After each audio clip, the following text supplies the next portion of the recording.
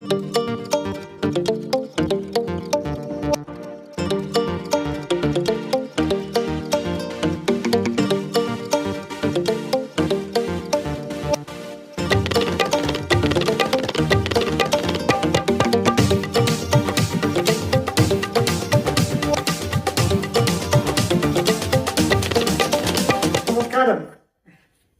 പ്രിയപ്പെട്ടവരെ, ഇന്ന് നമ്മള്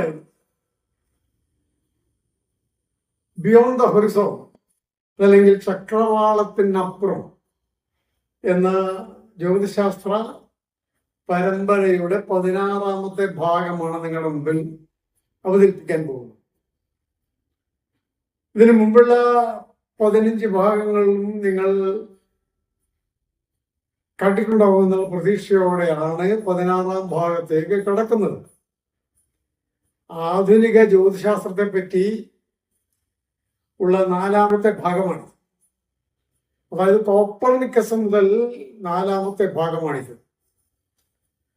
അങ്ങനെയാണല്ലോ പൊതുവെ പറഞ്ഞു വരുന്നത്. ആധുനിക ജ്യോതിശാസ്ത്രം തുടങ്ങുന്നത് കോപ്പർനിക്കസിൽ നിന്നാണ് എന്നാണല്ലോ പറഞ്ഞു വരുന്നത്.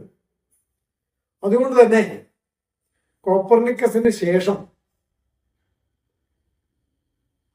നടന്ന സംഭവങ്ങളെ പറ്റിയും ജ്യോതിശാസ്ത്രത്തിൽ ഉണ്ടായ മാറ്റങ്ങളെ പറ്റിയും പരിണാമത്തെ പറ്റിയുമാണ് നമ്മൾ ഇന്നിവിടെ ചർച്ചയ്ക്ക് വിധേയമാകുന്നത്. കഴിഞ്ഞ 2 ഭാഗങ്ങളായിട്ട് നിങ്ങൾക്ക് ഗലീലിയോയെ പറ്റി പറഞ്ഞിരുന്നു.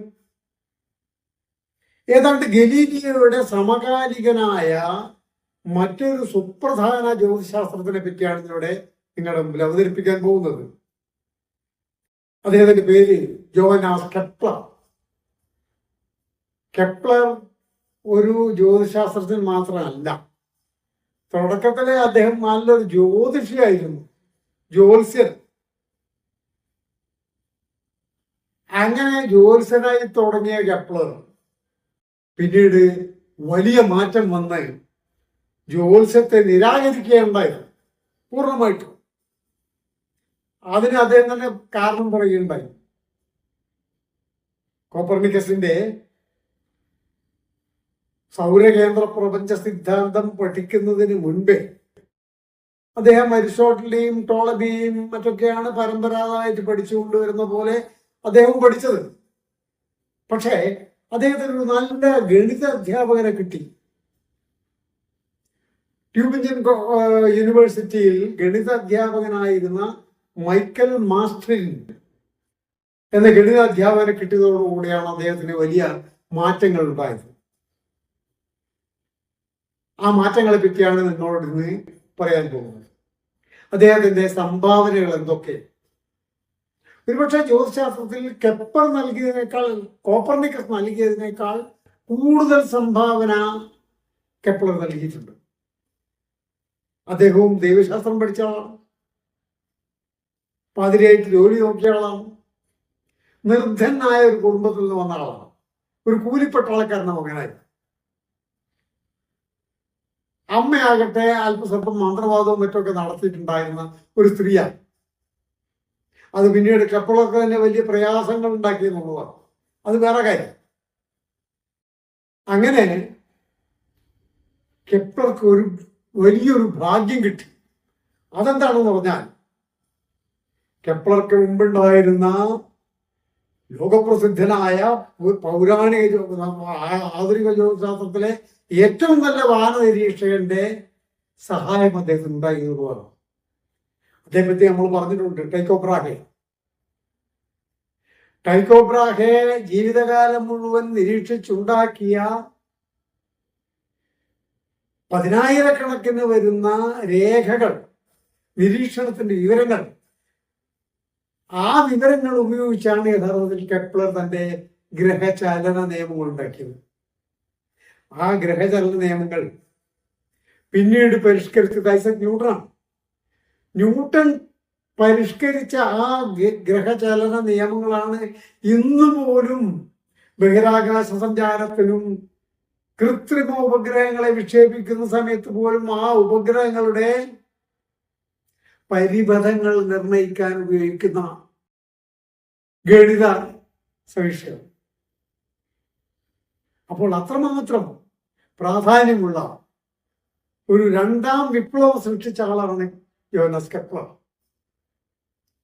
അപ്പൊ നമുക്കിന്ന് കെപ്ലർ എങ്ങനെയാണ് ഈ പറയുന്ന ഗ്രഹചലന നിയമങ്ങൾ ഉണ്ടാക്കിയത്, എന്താണ് ഗ്രഹചലന നിയമങ്ങൾ അദ്ദേഹത്തിന്റെ, ആ 3 നിയമങ്ങളെ പറ്റി, അദ്ദേഹത്തിന്റെ സംഭാവനകളെ പറ്റി, അദ്ദേഹത്തിന്റെ കൂടെ ജീവിച്ചിരുന്ന ഗലീലിയോയെ പറ്റി, ഗലീലിയോയും അയാളുമായിട്ടുണ്ടായിരുന്ന ബന്ധത്തെ പറ്റിയൊക്കെയാണ് നമ്മൾ ഇന്ന് സംസാരിക്കാൻ പോകുന്നത്.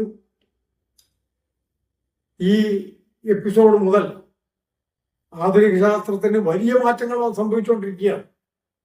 കെപ്ലർക്ക് ശേഷമുണ്ടായ പ്രഗത്ഭന്മാരായ ജ്യോതിശാസ്ത്രജ്ഞന്മാരെ പറ്റിയും അവരുടെ സംഭാവനകളെ പറ്റിയും ഒക്കെ നമ്മൾ ഈ ജ്യോതിശാസ്ത്ര ചരിത്ര പരമ്പരയിൽ വന്നുകൊണ്ടേയിരിക്കും. കെപ്ലർ കഴിഞ്ഞാൽ നമ്മൾ നിങ്ങളുടെ മുമ്പിൽ അവതരിപ്പിക്കാൻ പോകുന്നത് ഗലീലിയോയുടെ ടെലിസ്കോപ്പിനെ പറ്റി ഇതിനു മുമ്പേ പറഞ്ഞിട്ടുണ്ടല്ലോ. ആ ടെലിസ്കോപ്പിനുണ്ടായ മാറ്റങ്ങൾ, പിന്നെ ഏതൊക്കെ തരത്തിലുള്ള ടെലിസ്കോപ്പ് പുതുതായിട്ടുണ്ടായി, അതൊക്കെ അടങ്ങുന്നതാണ് അടുത്ത 17-ാം ഭാഗം.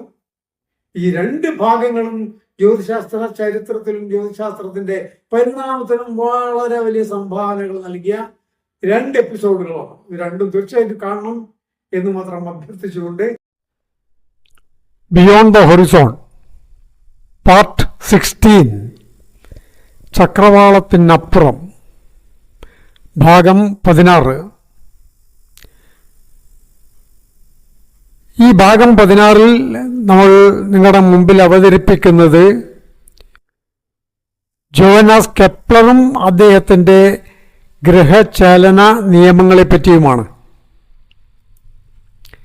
ജർമ്മനിയിലെ ഒരു പ്രവിശ്യയായ ഗുട്ടൻബർഗിൽ ഒരു കൂലിപ്പട്ടാളക്കാരനായ ഹെൻറിച്ച് കെപ്ലറുടെയും കത്രീന ഗിൽഡൻമാനിൻ്റെയും മകനായിട്ടാണ് 1571 കെപ്ലർ ജനിച്ചത്. കെപ്ലർ ഗലീലിയോയുടെയും ജോഹന്നാസ് ഫെബ്രീഷ്യസിൻ്റെയും സമകാലീനായിരുന്നു. അദ്ദേഹത്തിൻ്റെ അമ്മ നാട്ടുവൈദ്യം പ്രയോഗിച്ചിരുന്ന ഒരു സ്ത്രീയായിരുന്നു. കൂടെ അല്പം മന്ത്രവാദവും നടത്തിയിരുന്നു. കെപ്ലറുടെ ബാലാരിഷ്ടതകൾ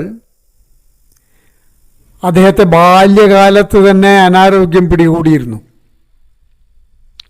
എങ്കിലും 6-ാമത്തെ വയസ്സിൽ ബാലനായ കെപ്ലറെ അദ്ദേഹത്തിൻ്റെ അമ്മ ഒരു കുന്നിൻ മുകളിലേക്ക് കൂട്ടിക്കൊണ്ടുപോയി. അതിന് കാരണം അന്ന് ആ കുന്നിൻ്റെ മുകളിൽ നിന്ന് നോക്കിയാൽ കാണാവുന്ന ആകാശത്ത് 1577 വൻ ധൂമകേതു, ഗ്രേറ്റ് കോമറ്റ്, പ്രത്യക്ഷപ്പെട്ടിരുന്നു. അതിനെ കാണിക്കാൻ ആയിട്ടാണ് കെപ്ലറിനെ അമ്മ കൂട്ടിക്കൊണ്ടുപോയത്. അത് കഴിഞ്ഞപ്പോൾ 1580 3 കൊല്ലത്തിന് ശേഷം ഒരു ചന്ദ്രഗ്രഹണവും കാണിച്ചു കൊടുത്തു. ഈ 2 സംഭവങ്ങളും കെപ്ലറെ ആകാശത്തേക്ക് ആകർഷിക്കുകയായിരുന്നു. പക്ഷേ നിർഭാഗ്യവശാൽ അദ്ദേഹത്തിൻ്റെ ആരോഗ്യം അദ്ദേഹത്തെ അനുവദിച്ചില്ല. കൂടെ മറ്റൊരു മഹാരോഗവും, വസൂരി. അക്കാലത്ത് ലക്ഷക്കണക്കിന് ആളുകൾ യൂറോപ്പിൽ വസൂരി എന്ന മഹാരോഗം കൊണ്ട് മരിച്ചുപോയിരുന്നു. വസൂരി വന്നു കഴിഞ്ഞാൽ ശരീരത്തിൻ്റെ ഏതെങ്കിലും ഒരു ഭാഗം പൂർണ്ണമായും സ്വാധീനം നഷ്ടപ്പെടും. മാത്രമല്ല, ചിലപ്പോൾ കൈയായിരിക്കും, ചിലപ്പോൾ കണ്ണായിരിക്കും, മറ്റു ചിലപ്പോൾ കേൾവി തന്നെയും നഷ്ടപ്പെടും. അങ്ങനെ കാഴ്ചശക്തിയും കുറഞ്ഞു കെപ്ലറുടേത്, കൈയിൻ്റെ സ്വാധീനവും നഷ്ടപ്പെട്ടു. അതൊക്കെ കൂടെ ചേർന്ന് അദ്ദേഹത്തിന് ആകാശ നിരീക്ഷണം പ്രയാസകരമായി. 1589 എങ്കിലും കെപ്ലർ ട്യൂബിഞ്ചൻ സർവകലാശാലയിൽ ഗണിതവും ദൈവശാസ്ത്രവും തത്വശാസ്ത്രവും പഠിക്കാൻ പോയി. മൈക്കൽ മാസ്റ്റ്ലിൻ എന്ന പ്രഗത്ഭനായ ഗണിത അധ്യാപകനായിരുന്നു കെപ്ലറുടെ ഗണിത അധ്യാപകൻ. അദ്ദേഹം പിൽക്കാലത്ത് ട്യൂബിഞ്ചനിലെ വൈസ് ചാൻസലറായി തീർന്നു. പഠനത്തോടൊപ്പം തന്നെ കെപ്ലർ ഒരു ജ്യോത്സ്യനായി തുടർന്നു. തൻ്റെ സഹപാഠികളുടെയും മറ്റും ജാതകമെഴുത്തും നടത്തി സ്വല്പം കാശൊക്കെ ഉണ്ടാക്കി. ജനറൽ വാലൻസ്റ്റീന് വേണ്ടി കെപ്ലർ എഴുതിയ ജാതകമാണ് ഇടതുവശത്ത് കാണിച്ചിരിക്കുന്നത്. പക്ഷേ അതൊക്കെ ആണെങ്കിലും അക്കാലത്തെ യൂറോപ്പിൽ ജാതകം ജ്യോത്സ്യവും വളരെ കൊണ്ടുപിടിച്ച് പ്രചരിച്ചിരുന്നു. മാർട്ടിൻ കെപ്ലറെ ടോളമിയുടെയും തുടർന്ന് കോപ്പർനിക്കസിൻ്റെയും പ്രപഞ്ച സിദ്ധാന്തത്തിലേക്ക് ആനയിച്ചതോടെ കെപ്ലർ അല്പാൽപമായി സൗരകേന്ദ്ര പ്രപഞ്ചം എന്ന ആശയത്തെ സ്വീകരിച്ചു. സൂര്യൻ പ്രപഞ്ചത്തിൻ്റെ അധിപതിയാണെന്നും പ്രപഞ്ചത്തെ ചലിപ്പിക്കുന്ന സുപ്രധാന ശക്തി സൂര്യനാണെന്നുള്ള വിശ്വാസം കെപ്ലറിൽ ശക്തമായതോടെ പ്രപഞ്ചവും മനുഷ്യനും തമ്മിൽ വിശകലനത്തിനതീതമായ ഏതോ ഒരു ബന്ധമുണ്ട് എന്ന് അദ്ദേഹം വിശ്വസിച്ചു. അതോടെ സാധാരണ പ്രവചന ഭാഗം കൈകാര്യം ചെയ്യുന്ന ജ്യോത്സ്യന്മാരുടെ പല വിശ്വാസങ്ങളെയും കെപ്ലർ നിരാകരിക്കുകയുണ്ടായത്. മേൽപ്പറഞ്ഞ ആശയങ്ങളെ ക്രോഡീകരിച്ച് അദ്ദേഹത്തിൻ്റെ ആദ്യത്തെ ഗ്രന്ഥം രചിക്കപ്പെട്ടു, മിസ്റ്റേറിയം കോസ്മോഗ്രാഫിക്കം. ഇംഗ്ലീഷിൽ പറയുകയാണെങ്കിൽ മിസറീസ് ഓഫ് കോസ്മോസ്. 1596 അത് ഗ്രാസിൽ വെച്ചാണ് കെപ്ലർ പ്രസിദ്ധീകരിച്ചത്. 22ാമത്തെ വയസ്സിൽ ലൂഥറൻ സഭാവിശ്വാസിയായ കെപ്ലർ പ്രൊട്ടസ്റ്റന്റ് സഭ നടത്തുന്ന സ്കൂളിൽ ഗണിതത്തിൻ്റെയും ജ്യോതിശാസ്ത്രത്തിൻ്റെയും അധ്യാപകനായി. ഈ പുസ്തകത്തിന് ശേഷം പ്രപഞ്ചത്തിൻ്റെ നിശ്ചലാവസ്ഥയെക്കുറിച്ചും സൂര്യൻ, സ്ഥിരനക്ഷത്രങ്ങൾ എന്നിവ, ഗ്രഹങ്ങളുടെ ചലനം, അവയുടെ ഭൗതിക അവസ്ഥ, ഇവയൊക്കെ പറ്റി ഒരു ബൃഹത്തായ രചനയെപ്പറ്റി കെപ്ലർ ചിന്തിച്ചിരുന്നു. അക്കാലത്തെ പ്രമുഖരായ നിക്കോളാസ് റീമർ, അദ്ദേഹത്തിൻ്റെ പേര് റുഡോൾഫസ് രണ്ടാമൻ്റെ സദസ്സിലെ ഗണിതശാസ്ത്രജ്ഞനായിരുന്നു. ടൈക്കോ ബ്രാഹെയുടെ പ്രഖ്യാപിത ശത്രുവായിരുന്നു അദ്ദേഹം. പിന്നെ ടൈക്കോ ബ്രാഹെ തുടങ്ങിയവരുമായി എഴുതാൻ പോകുന്ന പുസ്തകത്തെപ്പറ്റി കെപ്ലർ സുദീർഘമായ ചർച്ച നടത്തി. പക്ഷേ തൻ്റെ പ്രതീക്ഷിത പുസ്തകത്തിന് ആവശ്യമായ വിവരങ്ങൾ കെപ്ലറുടെ പക്കലുണ്ടായിരുന്നില്ല. കെപ്ലർ അതുകൊണ്ട് തന്നെ ടൈക്കോ ബ്രാഹെയുടെ അടുക്കലേക്ക് വരണം എന്നുള്ള കലശലായ അഭിലാഷം അദ്ദേഹത്തിനുണ്ടായിരുന്നു. കാരണം ടൈക്കോ ആ കാലത്തെ ഏറ്റവും മികച്ച വാനനിരീക്ഷകനായിരുന്നു. വാനനിരീക്ഷകൻ ആയിരുന്നെങ്കിലും ടൈക്കോയ്ക്ക് ഗണിതപരമായ കഴിവൊന്നും ഉണ്ടായിരുന്നില്ല. ഈ വിവരങ്ങൾ എങ്ങനെ ടൈക്കോയുടെ കയ്യിൽ നിന്നും നേടിയെടുക്കാമെന്നായിരുന്നു കെപ്ലറുടെ ചിന്ത. പക്ഷെ ആ കാലത്ത് ഗ്രാസിൽ മതപരമായ സംഘർഷം വർദ്ധിച്ചു വരികയായിരുന്നു. ഭാഗ്യത്തിന് ടൈക്കോ ബ്രാഹെ കെപ്ലറെ പ്രാഗിലേക്ക് ക്ഷണിച്ചു. 1600 ജനുവരി 1 കെപ്ലർ പ്രാഗിലേക്ക് ടൈക്കോയുടെ അടുത്തേക്ക് പോയി. ഫെബ്രുവരി 4, 1600 കെപ്ലർ ടൈക്കോ ബ്രാഹെയുടെ സഹായികളായ തെങ്കാനഗലിനെയും ലോഗോമണ്ടാനസിനെയും ടൈക്കോയുടെ പുതിയ നിരീക്ഷണ നിലയത്തിൻ്റെ നിർമ്മാണ സ്ഥലമായ ബെനാറ്റ്കിയിൽ വെച്ച് കണ്ടു. പുതിയ പുസ്തകത്തിൻ്റെ രചനയ്ക്ക് കൂടുതൽ വിവരങ്ങൾ ആവശ്യമായിരുന്നു. കെപ്ലറുടെ ജോലിയെക്കുറിച്ച് ടൈക്കോയുമായി കൃത്യമായ ഒരു ധാരണയിലെത്താനാകുന്ന പക്ഷേ കഴിയാതെ ആയിപ്പോയി. അതുകൊണ്ട് കെപ്ലർ പ്രാഗ് വിട്ട് വീണ്ടും ഗ്രാസിലേക്ക് പോയി. പക്ഷേ 6 മാസത്തിന് ശേഷം അദ്ദേഹം തിരിച്ചു വന്നു. കെപ്ലർ ആർച്ച് ഡ്യൂക്ക് ഫെർണാണ്ടസിനെ കണ്ട് ചന്ദ്രനെ ഭൂമിയോടൊപ്പം ചലിപ്പിക്കുന്ന ഒരു പുതിയ ശക്തിയെപ്പറ്റി സിദ്ധാന്തം തയ്യാറാക്കി അദ്ദേഹത്തിന് സമർപ്പിച്ചു. ഈ സിദ്ധാന്തം ഉപയോഗിച്ച് ചന്ദ്രഗ്രഹണ സമയത്ത് ഗ്രഹണത്തിന്റെ അളവുകൾ എടുത്തു കെപ്ലർ. 1600 ആഗസ്റ്റ് 2 കത്തോലിക്ക മതത്തിലേക്ക് മാറാൻ കെപ്ലറിന് മേൽ വളരെ വലിയ സമ്മർദ്ദമുണ്ടായി. പക്ഷേ അദ്ദേഹം വിസമ്മതിച്ചതിനാൽ അദ്ദേഹം കുടുംബവും ഗ്രാസിൽ നിന്നും പലായനം ചെയ്യേണ്ടി വന്നു. പല മാസങ്ങൾക്ക് ശേഷം തിരിച്ചെത്തിയ അവരെ പ്രാഗിൽ ടൈക്കോ ബ്രാഹയാണ് പിന്നീട് സ്വീകരിച്ചത്. ഗ്രഹചാലനത്തെ നിരീക്ഷിക്കാനും തൻ്റെ ആജന്മ ശത്രുവായ നിക്കോളാസ് റീമർ, അദ്ദേഹത്തിൻ്റെ മറ്റൊരു പേര് യൂസഫ്, അദ്ദേഹത്തിൻ്റെ വാദമുഖങ്ങൾ കണ്ണിക്കാനും ഒരു പ്രബന്ധം തയ്യാറാക്കാനും ചൊവ്വയുടെ സങ്കീർണമായ പരിക്രമണ പഥം തയ്യാറാക്കാനും എറാസ്മസ് റിനോൾഡിൻ്റെ പഴയ പട്ടിക പ്ലൂട്ടനിക് മാറ്റി റുഡോൾഫിൻ പട്ടിക തയ്യാറാക്കാനും ടൈക്കോ ബ്രാഹെ കെപ്ലറോട് ആവശ്യപ്പെട്ടു. ഒക്ടോബർ 24, 1601 നിർഭാഗ്യവശാൽ മൂത്രാശയ രോഗം പിടിപെട്ട് ടൈക്കോ ബ്രാഹെ പെട്ടെന്ന് അന്തരിച്ചുപോയി. 1604 ഒക്ടോബർ മാസം തന്നെ ഒരു പുതിയ നോവ വൈകുന്നേരങ്ങളിൽ ആകാശത്ത് പ്രത്യക്ഷപ്പെട്ടു. കെപ്ലർ ഇതിനെ തുടർച്ചയായി നിരീക്ഷിച്ചു. ഈ നോവയെപ്പറ്റി അക്കാലത്ത് യൂറോപ്പിൽ പ്രചരിപ്പിച്ചിരുന്ന കേട്ടുകേൾവിയെ അത് നിശിതമായി എതിർത്തു.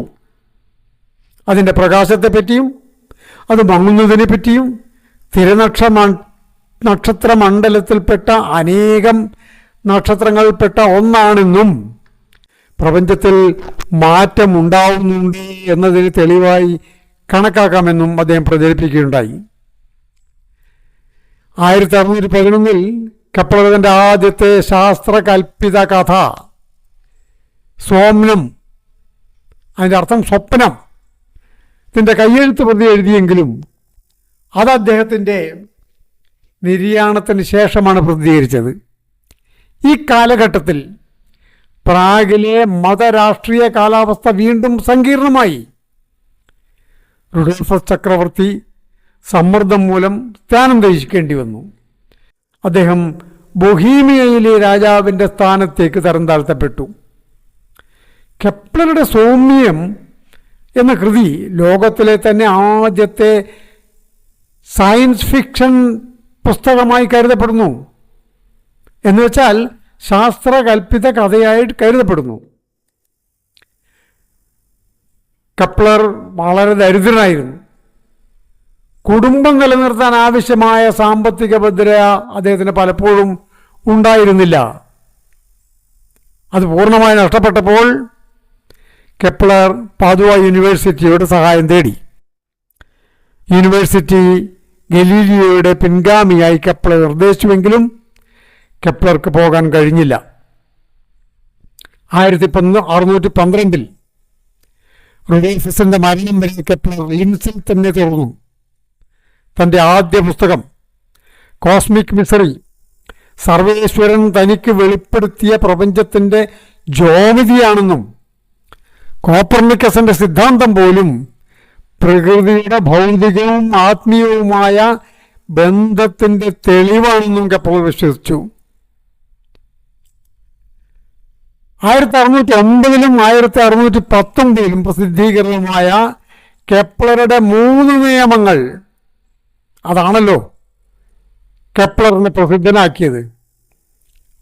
കോപ്പർനിക്കസ് അദ്ദേഹത്തിൻ്റെ സിദ്ധാന്തത്തെപ്പറ്റി ലളിതമായി അദ്ദേഹത്തിൻ്റെ മരണശേഷം പ്രസിദ്ധീകരിച്ച പുസ്തകത്തിൽ പറഞ്ഞു വെക്കുകയല്ലാതെ അതിന് പൂർണ്ണമായി വിശദീകരണം കൊടുക്കാൻ അദ്ദേഹത്തിന് കഴിഞ്ഞിരുന്നില്ല. കാരണം അദ്ദേഹം അപ്പോഴേക്കും വൃദ്ധനായി കഴിഞ്ഞിരുന്നു. കെപ്ലറാണ് യഥാർത്ഥത്തിൽ ആ സിദ്ധാന്തത്തെ അധികരിച്ചുകൊണ്ട് ഗ്രഹത്തിൻ്റെ ചലനത്തെപ്പറ്റിയുള്ള കൃത്യമായ സിദ്ധാന്തങ്ങൾ ഉണ്ടാക്കിയെടുത്തത്.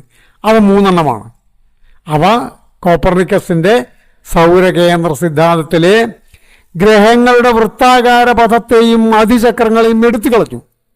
പകരം ദീർഘവൃത്താകാര പഥങ്ങളെ സ്ഥാപിക്കുകയും ഗ്രഹങ്ങളുടെ പഥത്തിൽ മാറിക്കൊണ്ടിരിക്കുന്ന അവയുടെ സഞ്ചാര വേഗതയും വിശദീകരിച്ചു.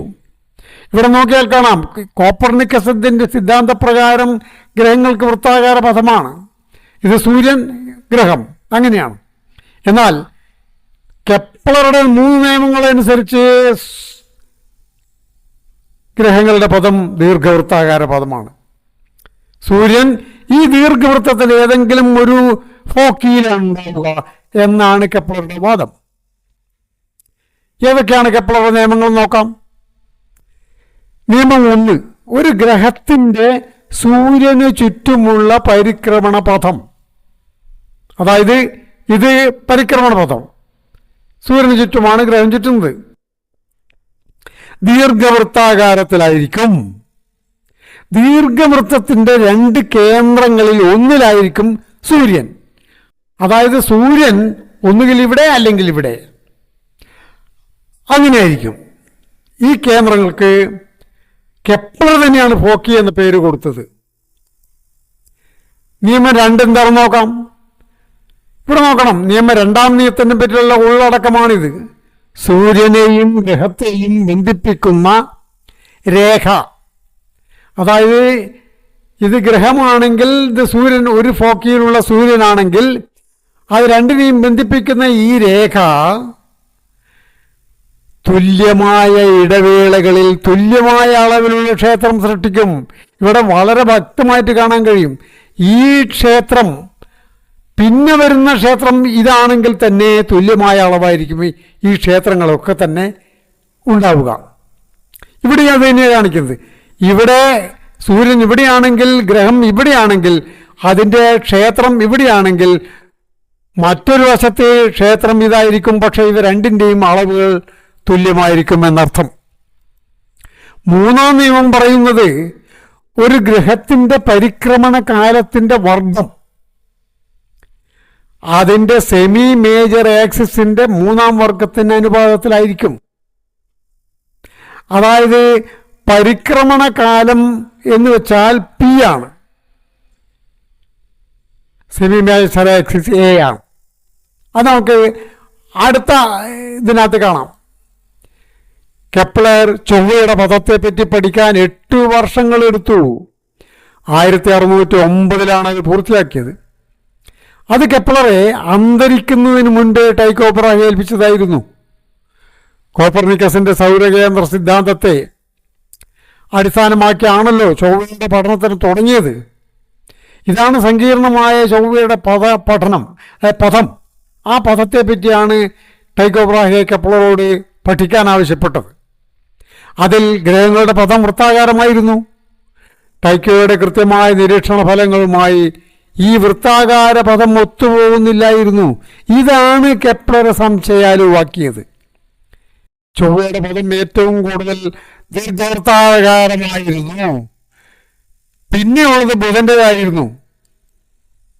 കെപ്ലറുടെ 1ഉം 2ഉം നിയമങ്ങൾ 1609 അദ്ദേഹത്തിൻ്റെ ആസ്ട്രോണമിയ നോവ അല്ലെങ്കിൽ പുതിയ ജ്യോതിശാസ്ത്രം എന്ന പുസ്തകത്തിലാണ് ചേർത്തത്. ഇതാണ് ആസ്ട്രോണമിയ നോവ. ഒരു വസ്തു ആകാശത്തിൽ ചലിക്കുന്ന പാതയെ അതിൻ്റെ പരിപഥം, അതല്ലെങ്കിൽ ഓർബിറ്റ് എന്നാണ് അറിയപ്പെടുന്നത്. കോപ്പർനിക്കസ് പരിപഥം വൃത്താകാരത്തിലാണ് എന്നായിരുന്നു സങ്കല്പിച്ചത്. വൃത്തം കഴിഞ്ഞാൽ ഏറ്റവും ലളിതമായ വക്രരൂപം ദീർഘവൃത്തത്തിൻ്റെതാണല്ലോ. വൃത്തത്തിന് ഒരു കേന്ദ്രമുണ്ട്.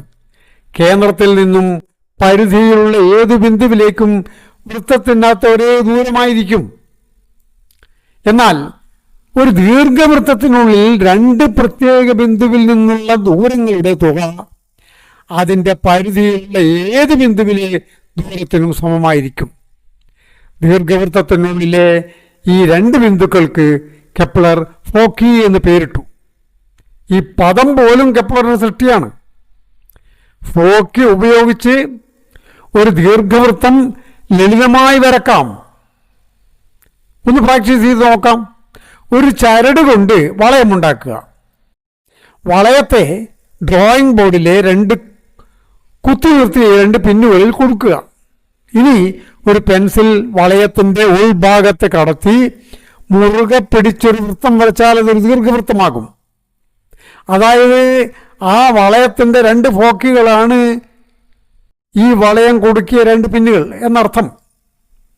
ദീർഘവൃത്തത്തിൻ്റെ കൂടിയ വ്യാസത്തിന് സെമി മേജർ ആക്സിസ് എന്നും കുറഞ്ഞതിന് സെമി മൈനർ ആക്സിസ് എന്നും പേര് പറയും. ഗ്രഹത്തിൽ നിന്നും സൂര്യനേക്കുള്ള ശരാശരി ദൂരം അതിൻ്റെ സെമി മേജർ ആക്സിസിന് തുല്യമായിരിക്കും. ചൊവ്വയുടെ സെമി മേജർ ആക്സിസ് ഏതാണ്ട് 228 ദശലക്ഷം കിലോമീറ്റർ വരും. മേജർ ആക്സിസുമായി താരതമ്യം ചെയ്യുമ്പോൾ ദീർഘവൃത്തത്തിൻ്റെ 2 ഫോക്കികളും എത്രമാത്രം അടുത്താണ് എന്നതിനെ ആശ്രയിച്ചായിരിക്കും ദീർഘവൃത്തത്തിൻ്റെ ആകൃതി ഉണ്ടാവുക. അതായത് ഫോക്കുകൾ തമ്മിലുള്ള ദൂരവും മേജർ ആക്സിസിൻ്റെ ദൈർഘ്യവും തമ്മിലുള്ള അനുപാതം ദീർഘവൃത്തത്തിൻ്റെ ഉൾക്കേന്ദ്രത അതല്ലെങ്കിൽ എക്സെൻട്രിസിറ്റിയെ നിർണ്ണയിക്കുന്നു.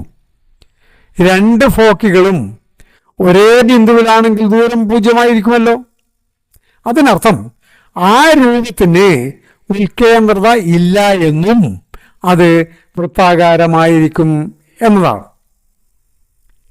ടൈക്കോ ബ്രാഹെയുടെ നിരീക്ഷണ വിവരങ്ങൾ ഉൾപ്പെടുത്തിക്കൊണ്ട് കെപ്ലർ ചൊവ്വയുടെ പഥം ദീർഘവൃത്താകാരമാണെന്ന് തിരിച്ചറിഞ്ഞു. അതിൻ്റെ ഒരു ഫോക്കിയിലാവാം സൂര്യനെന്നും അദ്ദേഹത്തിന് മനസ്സിലായി. ചൊവ്വയുടെ പഥത്തിൻ്റെ ഉൾക്കേന്ദ്രത അല്ലെങ്കിൽ എക്സെൻട്രിസിറ്റി വെറും 0.1% മാത്രമേ ഉള്ളൂ എന്നും മനസ്സിലായി. അത് തോതനുസരിച്ച് വരച്ചാൽ ഒരു വൃത്തമാണെന്നേ തോന്നുകയുള്ളൂ. അത്രക്കും കുറവാണ്. അത്രയും ചെറിയ വ്യത്യാസം പോലും പഥത്തിൻ്റെ ഉൾക്കേന്ദ്രത നിശ്ചയിക്കുന്നതിൽ നിർണായകമാണ്. കെപ്ലർ തൻ്റെ നിയമങ്ങളെ സൗരയൂഥത്തിൽ എല്ലാ ഗ്രഹങ്ങൾക്കും ബാധകമാകുന്ന പൊതു നിയമമായി പ്രഖ്യാപിച്ചു.